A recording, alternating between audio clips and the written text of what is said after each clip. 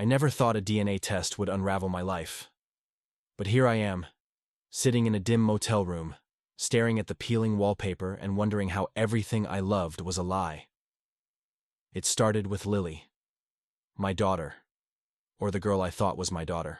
She's 12, all braces and curiosity, obsessed with history and family trees. Last Christmas she begged for a 23andMe kit. "I want to know if we're related to pirates," she said, grinning. Clara, my wife, stiffened beside me. "Those tests aren't always accurate," she muttered, avoiding my eyes. I should have noticed how her knuckles turned white around her wine glass. But I didn't. I bought the kit. When the results came, Clara was at work. Lily was at soccer practice. The house was quiet, the way it gets when you're alone with the truth you don't want to see. I clicked the email, half expecting a chart full of distant cousins and genetic trivia. Instead, I got 3 words. Not a match. My first thought was mistake. They mixed up the samples. They confused me with some stranger. I called the company, voice shaking, demanding a recheck. The woman on the line said gently, "We've confirmed it twice, sir." That's when the floor dropped out. I spent hours digging, not for answers, for proof I was wrong. I tore through old photo albums, looking for Lily's features in mine. Round face, Clara's, blue eyes, mine. But the math didn't add up. I'd known Clara for 14 years, married for 12. Lily was born 9 months after our wedding. Our wedding. Then I found the emails. Clara's laptop was open on the kitchen counter, her password still the name of our old dog. I told myself I was looking for vacation photos. Instead, I found a folder labeled Taxes 2010. Inside were hundreds of messages to someone named Jake. The first one was dated 2 weeks before our wedding. "Jake, I'm scared. What if he finds out? I can't lose you. Meet me tomorrow?" The replies were worse. "You're mine, Clara. Always. Even if he marries you." The dates kept going. Birthdays, anniversaries, the day Lily was born. "She's here. She has your nose. I love you. I'm sorry." I didn't cry. I didn't scream. I just sat there, clicking, scrolling, watching my marriage turn to ash. When Clara came home, I was waiting. She froze in the doorway, her coat still on. "Mark, why are the lights off?" I handed her the printed emails, the DNA results. The photo I'd found buried in her closet, her and a man I didn't recognize, pushing a stroller through a park. Lily's first birthday. Her face crumpled. "It's not what you think."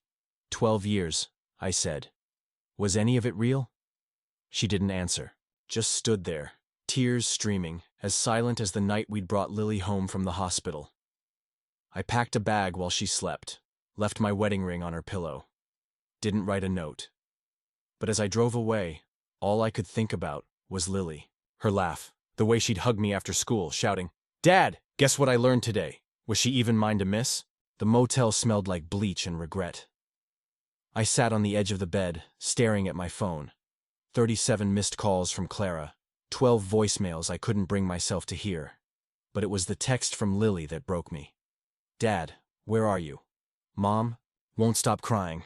I didn't reply. What could I say? "Sorry, kid. Turns out I'm not your dad and your mom's a liar. Good luck with middle school." 3 days passed. I survived on gas station coffee and the hollow ache in my chest. Then, on the 4th morning, someone knocked on my door. It wasn't Clara. A woman stood there, mid-50s, her hair streaked with gray, holding a manila envelope. "Mark," she said, like she already knew the answer. "Who are you?" "Helen. Jake's wife." The name hit me like a punch. Jake. The ghost who'd haunted every email, every photo, every lie. She thrust the envelope into my hands. "You need to see this." Inside were hospital records. A paternity test dated 12 years ago. Jake's name. Clara's name. And a result? Probability of paternity, 0%. "Jake isn't Lily's father either," Helen said flatly. "Clara lied to both of you." I sank onto the motel bed, the papers spilling across my lap. "Why are you telling me this?" "Because Jake left me for her. He thought Lily was his. When he found out she wasn't, he came crawling back. But by then, I was done. She paused, her voice cracking. Clara didn't just ruin your life, she ruined mine. And she's still lying. After Helen left, I drove. No destination. Just highways and rage. By midnight, I was parked outside Lily's school. Her art project hung in the window. A family portrait. Me, Clara, her. All stick figures and sunshine. That's when I finally cried. The next day I went back. Not home. To a coffee shop 2 blocks from our house. Clara found me there. She looked hollow. Her eyes red-rimmed, hair tangled. "Please," she whispered, sliding into the booth. "Let me explain." Helen came to see me. She flinched. "It's not what you think. Jake, I never loved him. He was just there. After you lost your job, when we were fighting all the time. So this is my fault? No, I'm trying to say I was scared. Lonely. But Lily. I didn't know who her father was. I slept with Jake and someone else around the same time. I couldn't tell you. I couldn't lose you. The air left my lungs. Someone else? She wouldn't look at me. A coworker. It was once a mistake. What's his name? It doesn't matter. He moved away years ago. Does he know about Lily? Silence. I stood to leave. She grabbed my wrist. Mark, please. Lily needs you. She thinks you left because of her. I shook her off. You don't get to use her against me. But that night, I almost called. Let the phone ring once before hanging up. The truth? I missed her. Not Clara. Lily. The way she'd hum off key while doing homework. The way she'd sneak celery to the dog under the table. 12 years of being her dad. And now... What was... A week later, Helen called. Meet me, there's more. We met at a diner. She slid a photo across the table. Clara and a man in scrubs, laughing outside a hospital. The date on the back, 2009. Recognize him? Helen asked. I didn't. His name's Dr. Eric Carter, worked at Mercy General with Clara. He transferred to Chicago in 2011. She leaned closer. Right after Lily was born. My coffee went cold. You think he's... Ask Clara. I didn't ask. I went to the hospital myself, dug through old staff directories, found his photo, his contact, info, his current address, Chicago, 3 hours away.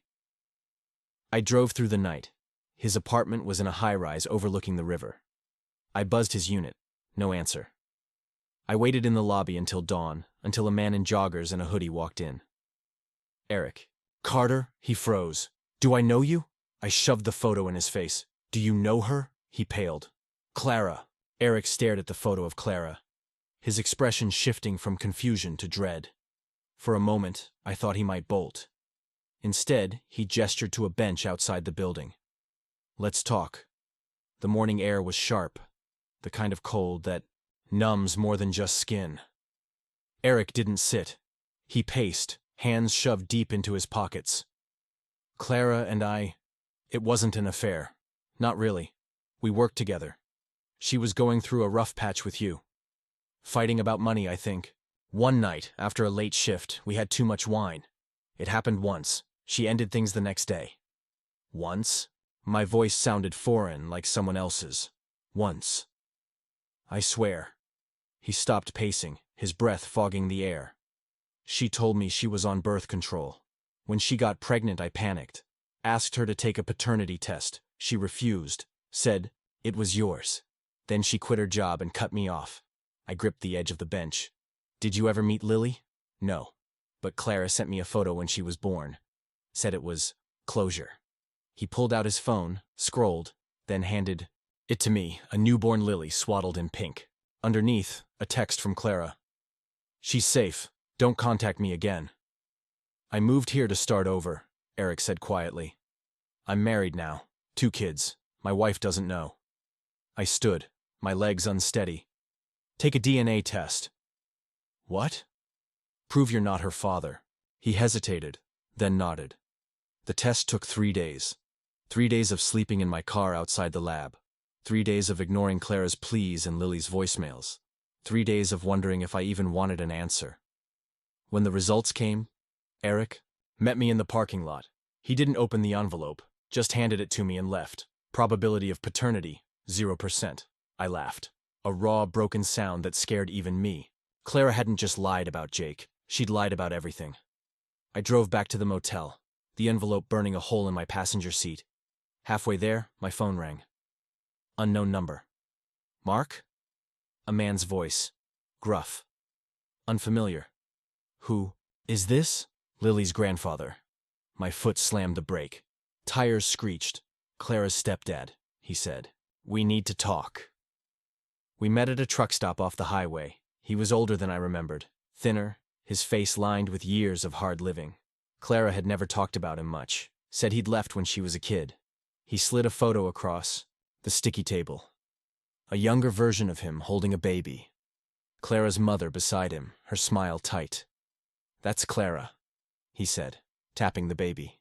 Born 6 months after her mom and I married. I frowned. So? Her real dad was some guy her mom met at a bar. She never told him about Clara. Just married me for the insurance. He leaned back, his chair creaking. Clara found out when she was 16. Saw her birth certificate. Different father's name. She ran away for a week. The pieces began to click, slow and sickening. Clara's mom lied to her, he said. To me, to everyone. Sound familiar? I pushed the photo back. Why tell me this? Because history's repeating itself. He pulled out another photo. Recent. Clara and a gray-haired man at a cafe. Recognize him? I didn't. Dr. Robert Hayes, fertility specialist. Clara saw him a year before Lily was born. So, he said. Ask her why she needed a sperm donor. Clara answered on the first ring. Mark, where are you? Lily's failing school. She won't eat. Did you use a donor? Silence. Then a shaky breath. Who told you? The world tilted. So Lily's not mine, not Jake's, not Eric's, just some strangers? It's not that simple. Her voice cracked. We were trying to get pregnant for months, you remember. The tests, the stress. The doctor said your sperm count was low. You refused to admit it. So I took matters into my own hands. I closed my eyes. Our fights, our tears, our desperate hope, all while she'd been planning this. I was going to tell you, she whispered, but then you held her. You looked so happy. I couldn't ruin it. You let me believe she was mine. She is yours. You raised her. You love her. And you stole 12 years of the truth. A muffled sound cut through the line. Lily's voice in the background. Mom? Who are you talking to? Clara hung up. That night, I dreamt of Lily. She was small again, 4 years old, clutching my hand as we crossed a street. Daddy, what if I get lost?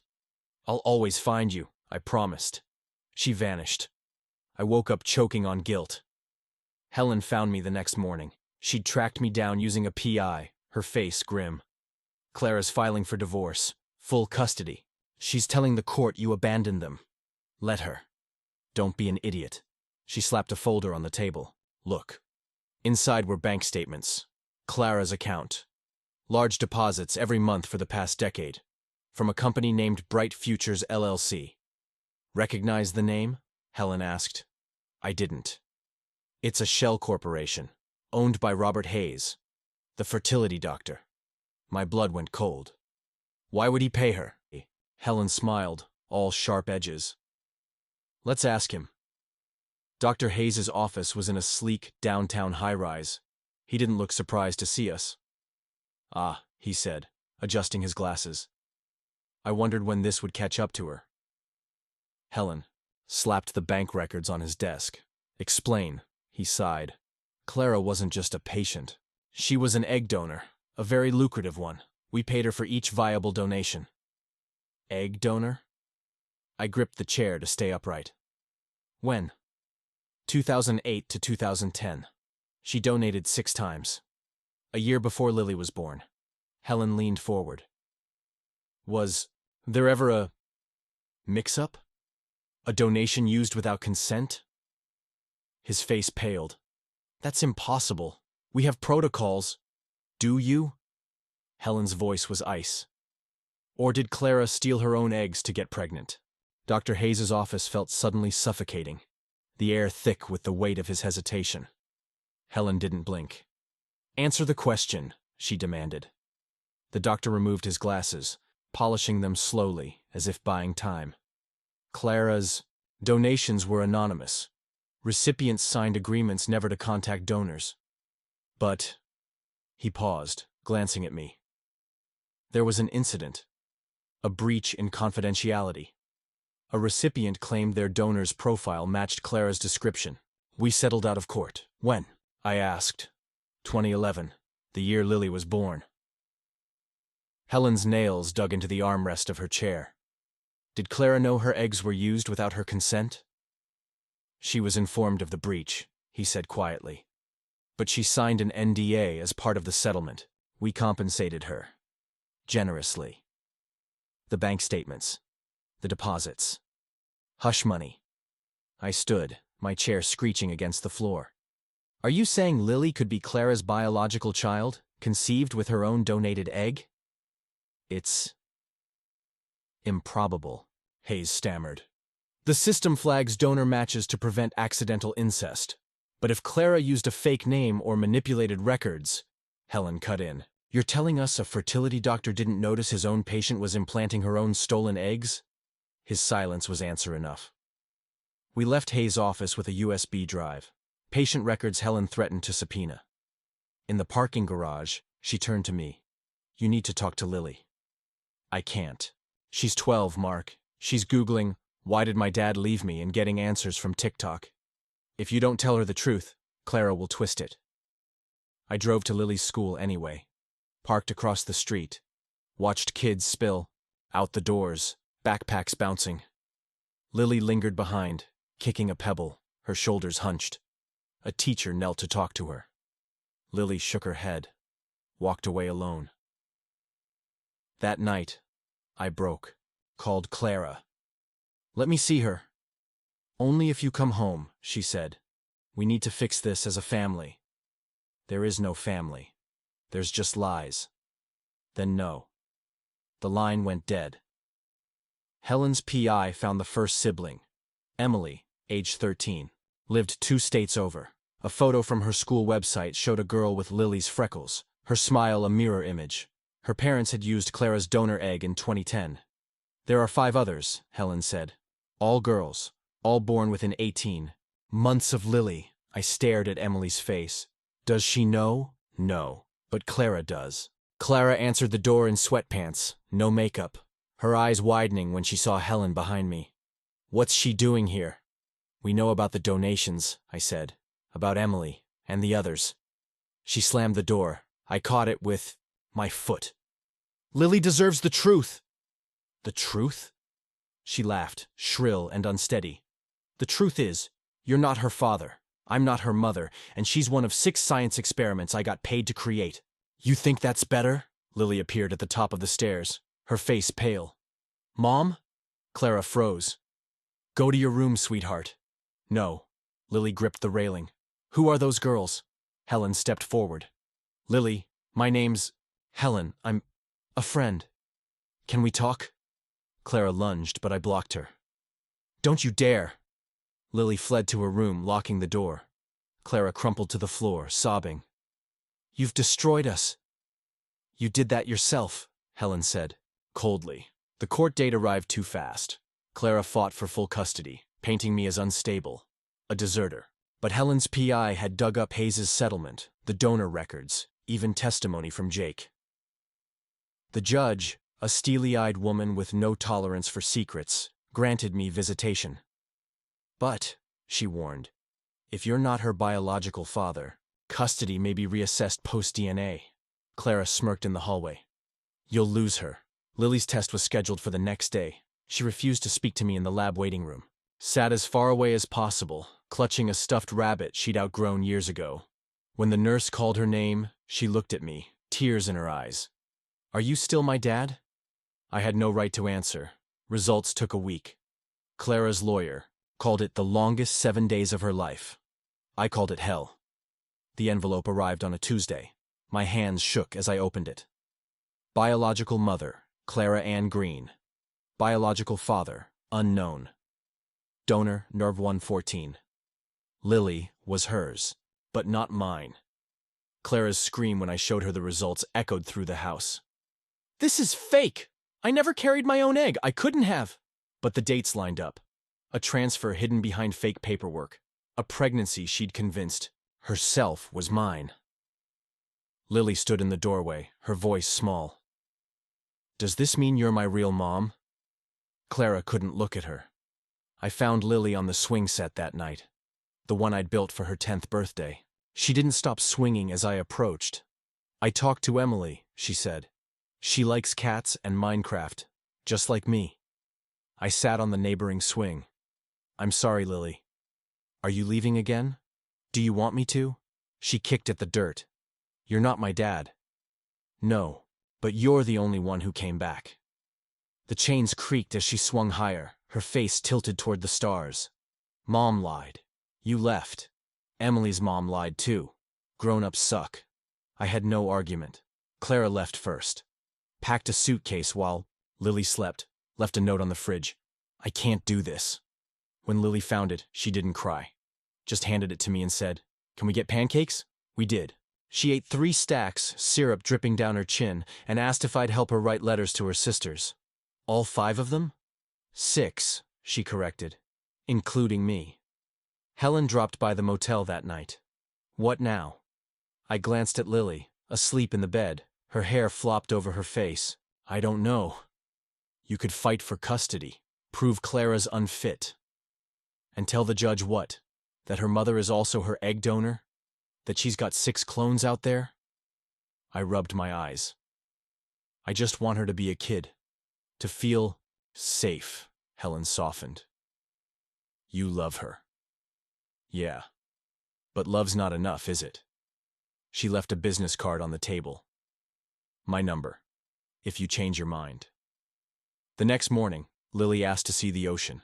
We drove 6 hours, windows down, singing along to terrible radio songs. When we reached the beach, she ran ahead, sneakers in hand, the waves swallowing her footprints. I pulled out my phone, typed a message to Clara. "She's safe. Don't contact us again." Then I threw the SIM card into the sea.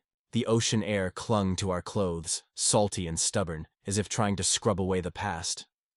Lily named our ramshackle beach rental the Crab Shack, despite the lack of crabs. She painted a sign with leftover turquoise paint and nailed it to the porch. It hung crooked, but she insisted it was perfect. For months, we were ghosts.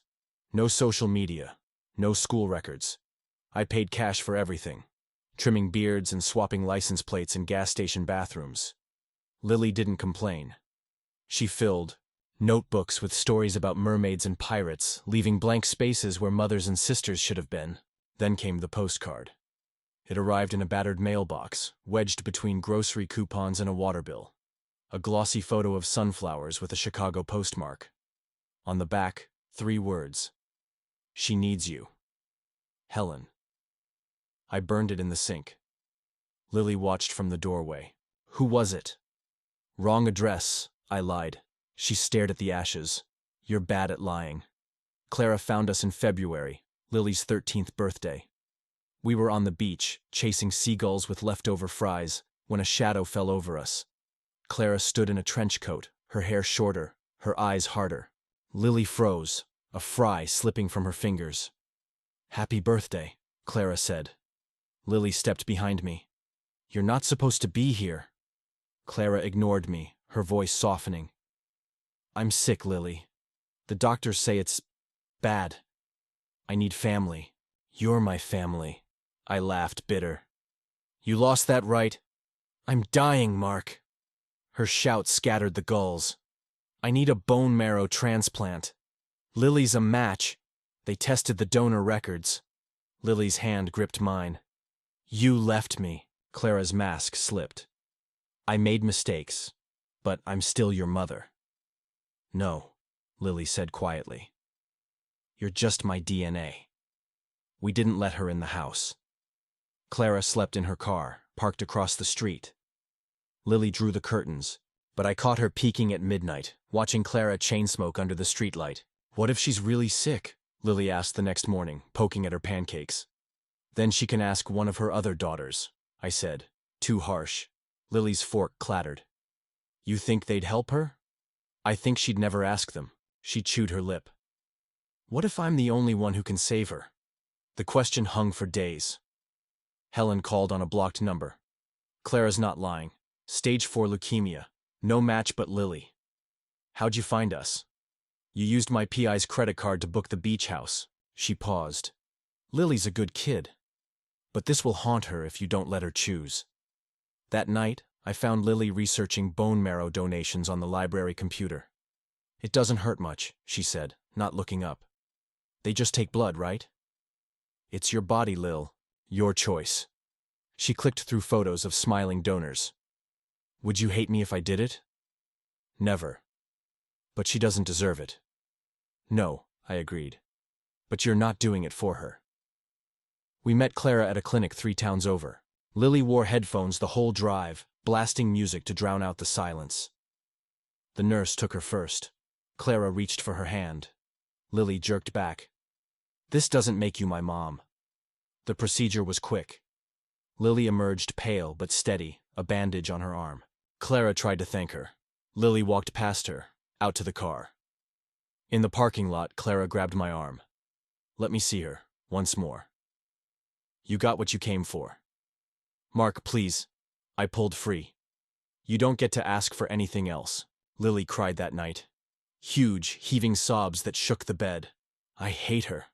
I hate that I still care. I held her, stroking her hair. Still the same shade as when she was 5. Still smelling of strawberry shampoo. Love's not a switch, kid. You can't turn it off. It'd be easier if you were my real dad. I am real, I said. Just not biological. She sniffed. That's dumb. Yeah. But true. Clara died in May. Helen sent the news, a letter with no return address. Lily tore it up, then taped it back together. We buried the pieces in a mason jar and threw it into the sea. The sisters found us in July. Emily first, then Marta, then the others. They arrived one by one, drawn by obituaries and ancestry sites, all carrying the same freckles, the same tilt of the head.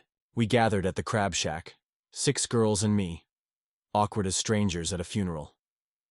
Lily brought out lemonade. Do you guys feel it? Like we're connected? Marta, the oldest, shrugged.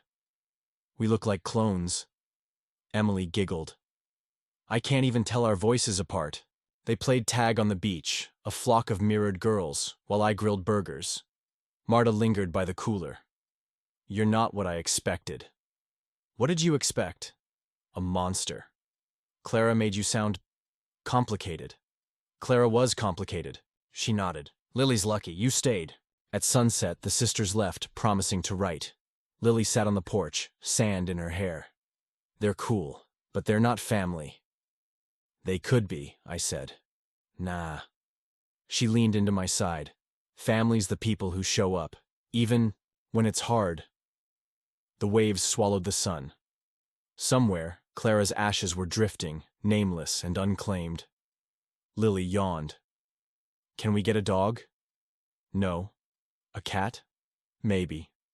She grinned. All braces and mischief. I'll ask again tomorrow. Pulled her closer. I'll be here. The sun rose over the crab shack, painting the sky in hues of gold and pink. Lily sat cross-legged on the porch, her notebook open to a fresh page. She'd started writing letters again, not to her sisters, but to herself. Dear Lily, she scribbled. Today I saw a dolphin.